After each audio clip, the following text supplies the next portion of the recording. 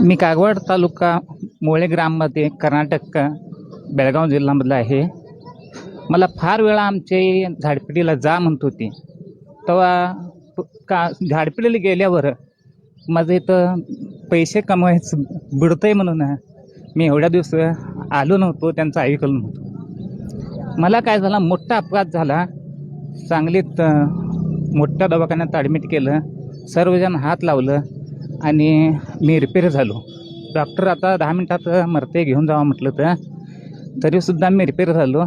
आणि अचानक मी अचानकपणे आणि मी दुखतंय म्हणून टॅबलेट पण खात होतो, दारू पण पित होतो. आता इथं आल्याबद्दल दारू पण सोडले.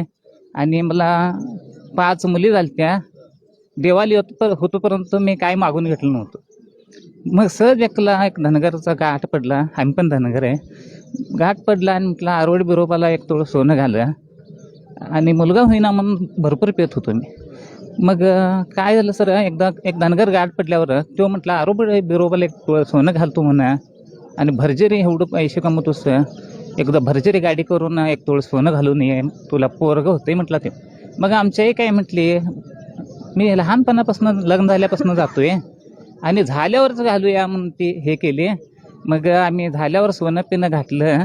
सगळं चांगलं आहे. आता अपघात होणे अवघड झाले आणि मुलगा झाला. त्याचं नाव काशिलिंग म्हणून ठेवा म्हणून स्वप्नात म्हणून सांगितलं. काशिलिंग.